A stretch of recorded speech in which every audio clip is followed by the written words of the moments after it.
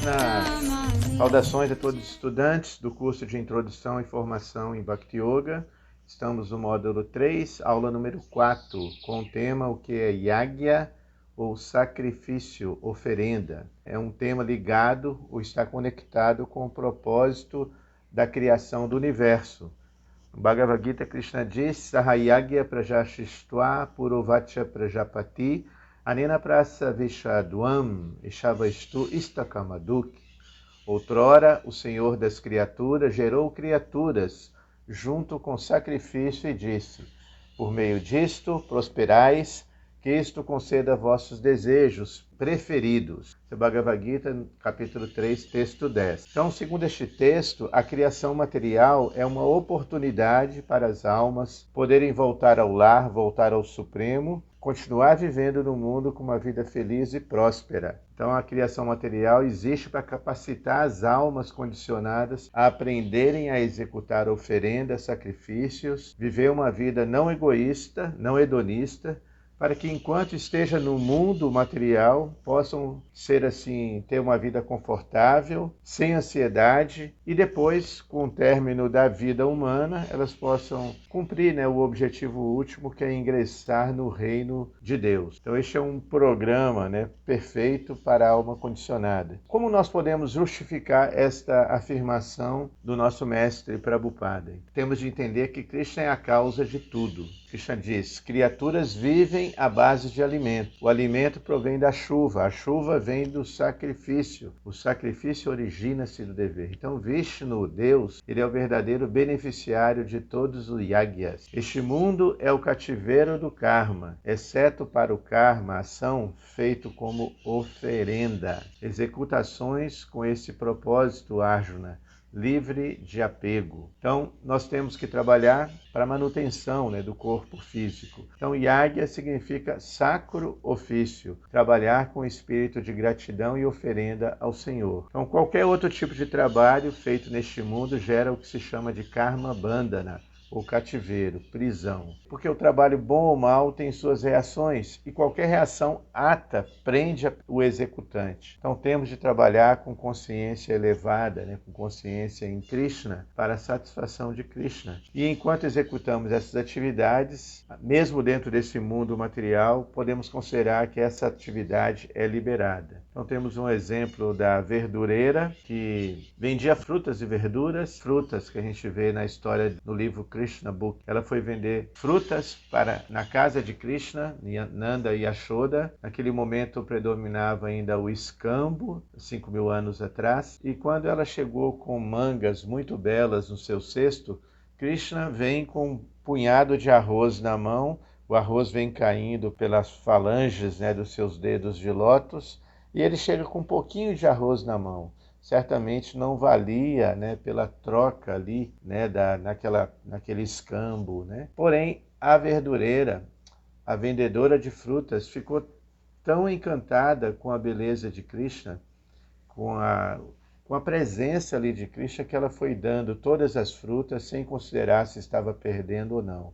O resultado disso foi que logo depois, quando ela olha para o seu cesto de frutas que estava vazio, porque ela encheu as mãos de Krishna de frutas, o cesto dela de frutas estava cheio de joias. Era uma vendedora simples, mas Krishna reciproca. Krishna diz na Bhagavad Gita: Yoga Kisheman Vahamyaham, eu dou tudo o que falta e preservo tudo que meu devoto tem. Também tem um exemplo de Sudama Vipra, que era um amigo de escola de Krishna, muito pobre. Quando eles saem da escola, cada um foi seguir a sua carreira, ele continuou seguindo a vida, casando-se com uma Brahmani, também pobre. E ela a esposa de Sudama Vipra, estava muito incomodada com as dificuldades econômicas que ela sofria. E, por sua vez, ela disse para o seu esposo: veja o seu amigo Krishna, como ele é próspero, ele reina um grande palácio em Dwaraka, por que você não vai pedir ajuda para ele? E leve um pouco de arroz para ele. Então ele colocou aquele arroz assim, numa trouxinha, e quando ele chegou no palácio de Krishna e as rainhas anunciaram a chegada de Sudama Vipra, Krishna ficou tão feliz com a chegada desse Brahmana, que ainda assim era pobre, ele aceitou, né, acolheu a presença do Brahmana, colocou ele, deu alimento para ele, lavou, massageou seus pés, porque naquela época se caminhava descalço, e colocou ele na própria cama e massageou ele. E o Sudama ficou tão assim lisonjeado, tão encantado com a recepção de Krishna. Krishna manteve a fidelidade da amizade, apesar das diferenças sociais. E ainda assim, o Sudama ele ficou com vergonha de dar aquele presentinho, né, aquele arroz de presente para Krishna. E Krishna disse, você tem alguma coisa que você trouxe para me dar? Aí o Sudama tira aquele pouco de arroz e Krishna come com muita satisfação. E em reciprocidade a esse presente do Brahmana e de sua esposa, o Brahmana, Sudama, ele não quis pedir nada para Krishna. Ficou com vergonha e foi embora. E quando ele estava chegando na sua casa, logo quando ele ia chegar, aconteceu um milagre. A casa onde ele morava, que era muito simples, um casebre, se transformou numa mansão, assim. Então a história é contada no livro de Krishna em detalhes, tá?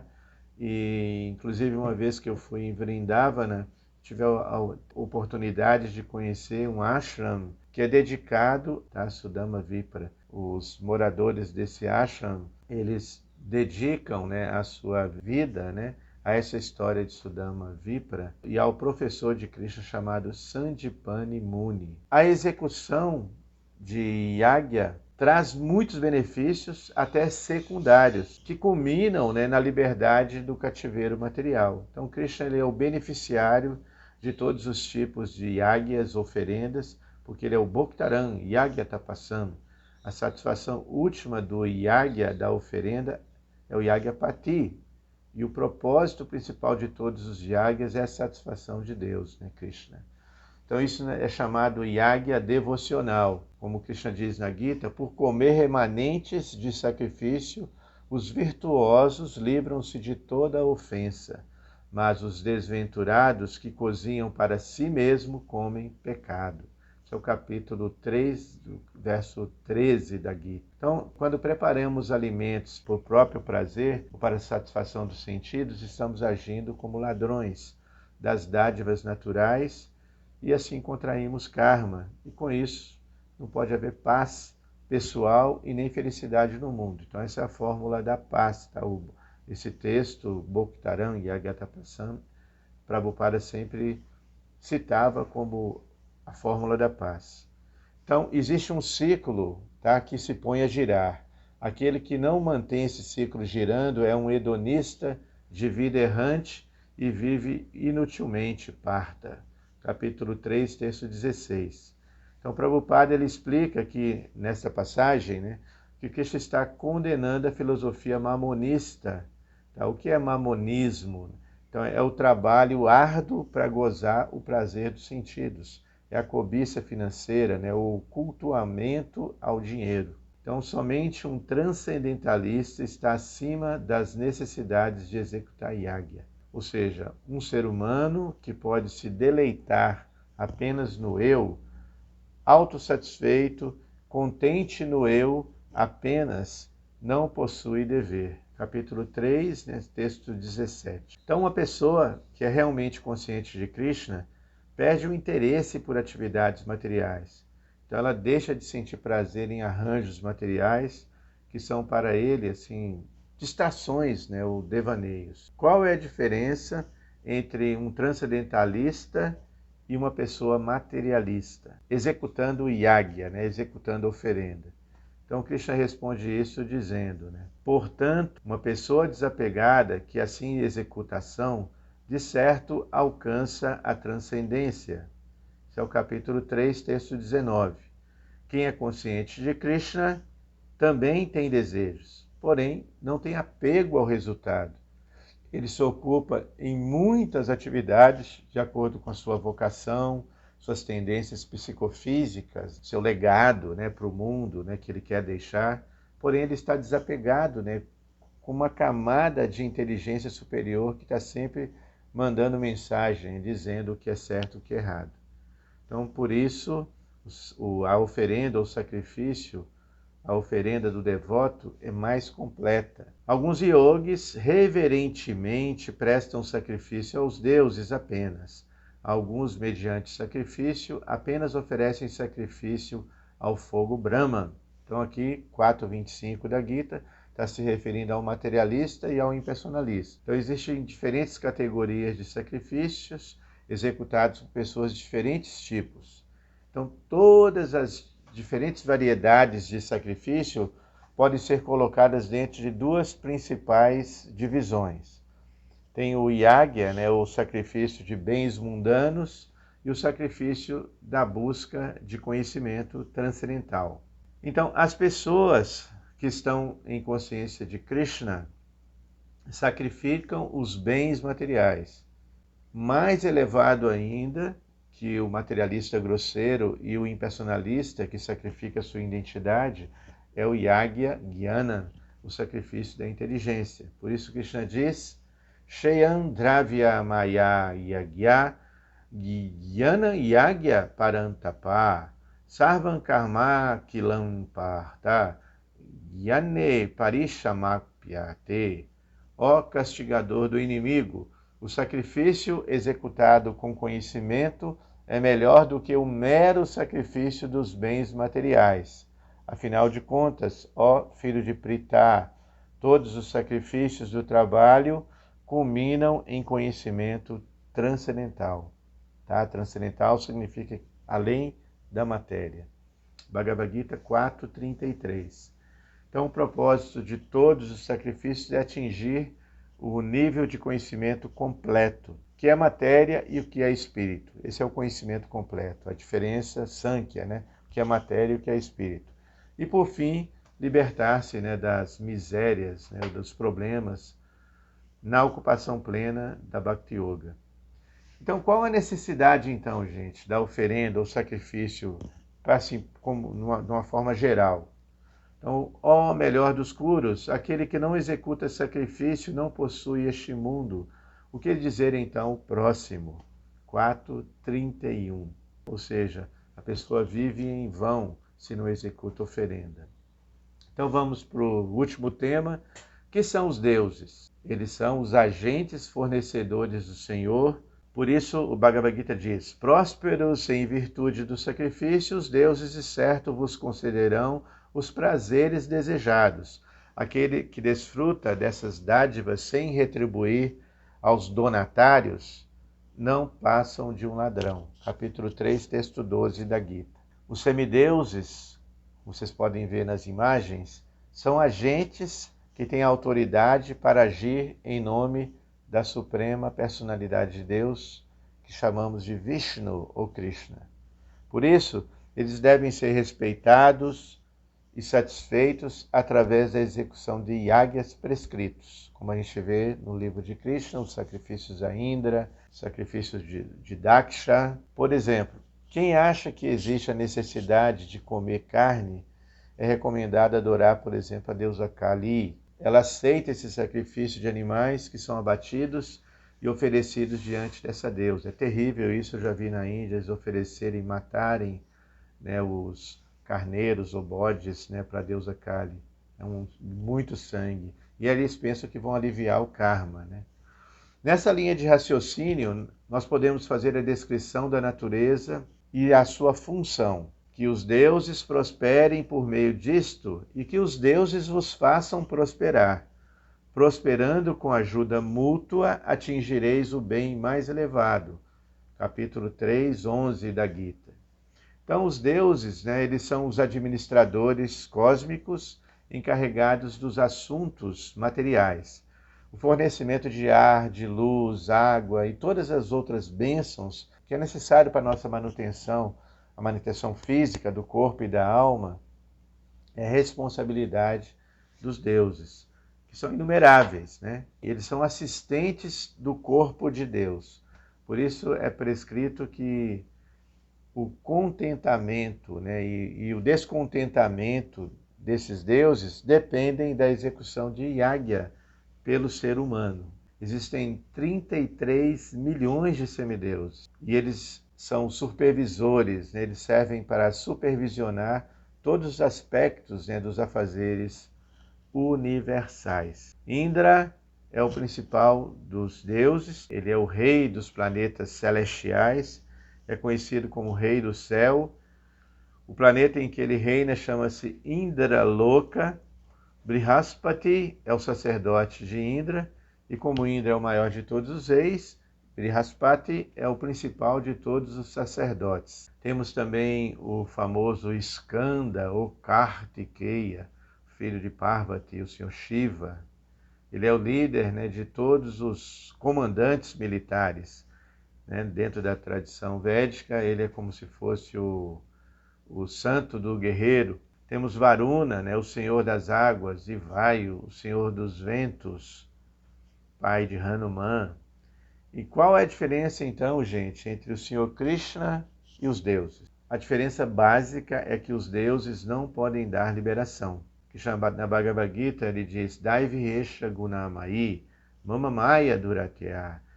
Esta minha energia divina, essa minha divina ilusão modal, é deveras difícil de superar. Aqueles que se aproximam apenas de mim atravessam esta ilusão. Bhagavad Gita 7:14. Então as palavras man neste texto, man eva, são importantes. Por quê? Man refere-se a Krishna, unicamente a Krishna. Não está se referindo a Brahma, Shiva.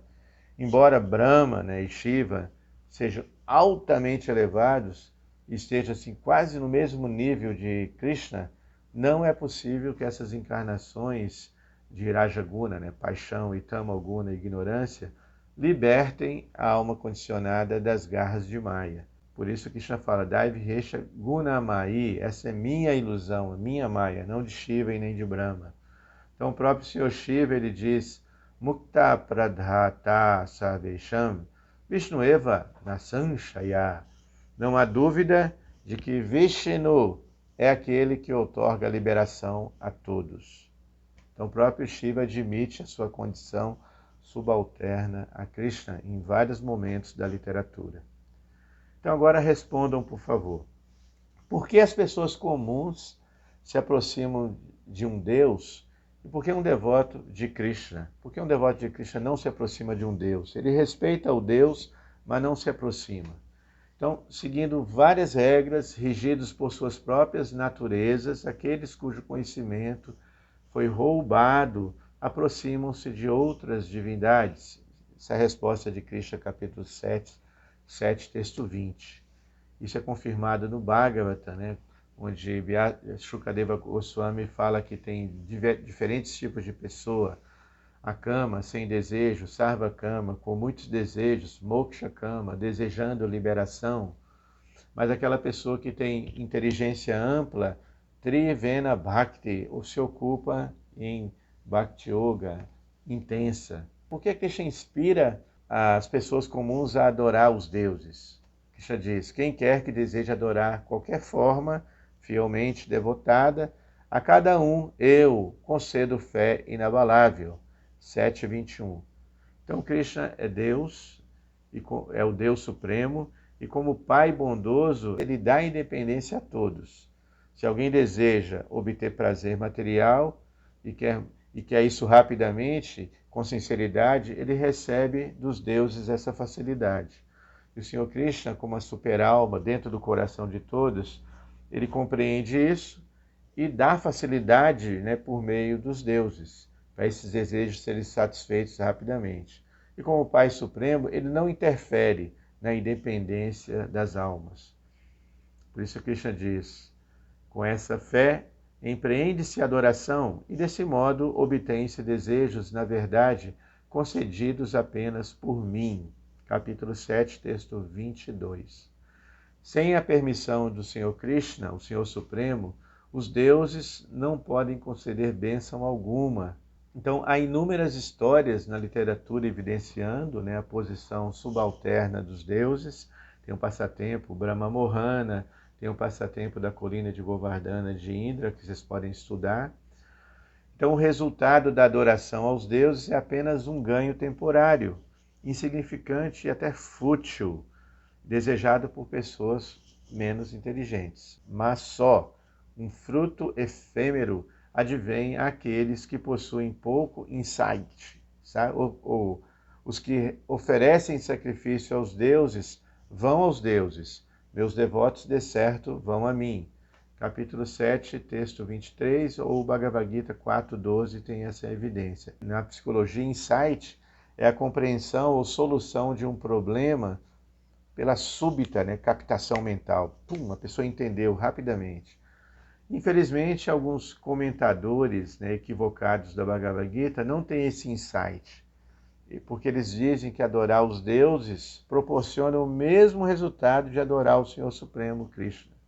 Uma vez, Prabhupada, nosso mestre, recebe uma carta de um doutor erudito indiano, dizendo que o texto da Gita, Satatan Kirtayan Toman Yatantanscha Drida Vrata Namasyantash Shamam Bhaktya Nityayukta Upashate. Isso é o Bhagavad Gita 9.14, que esse doutor comenta, dizendo que Krishna fala que é a mesma coisa, cantar as glórias de Krishna é a mesma coisa que cantar a glória dos deuses. Porém, Prabhupada fala, o que você vai fazer com esse sufixo man?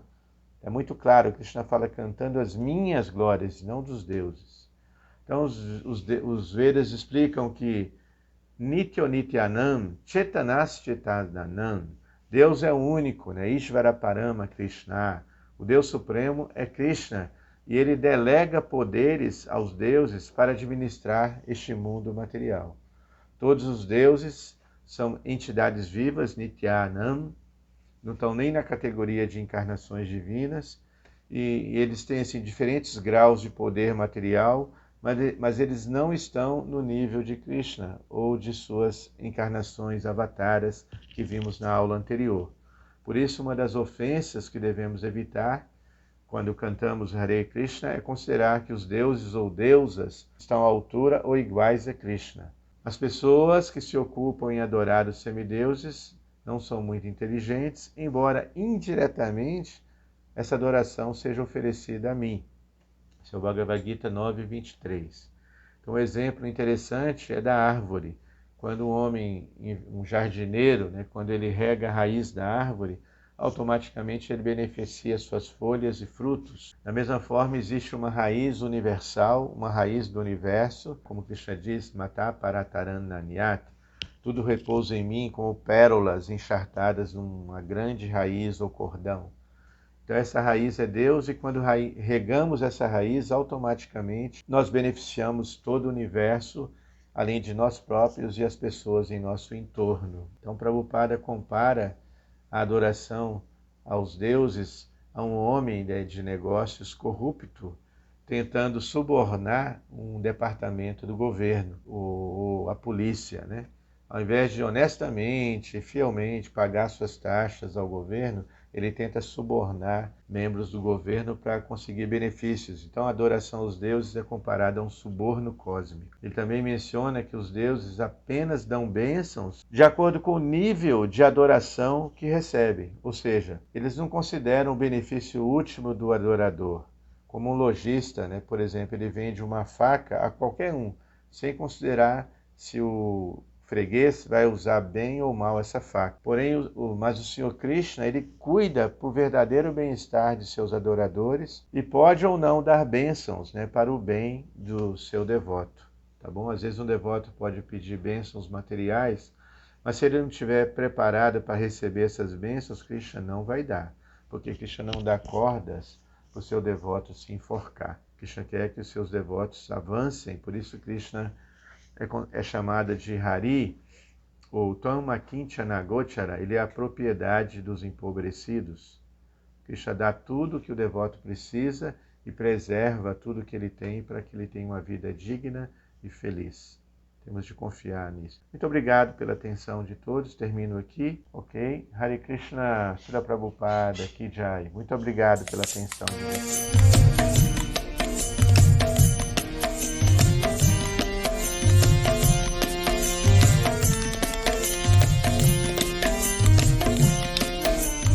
Jai Radhe, Jai Krishna.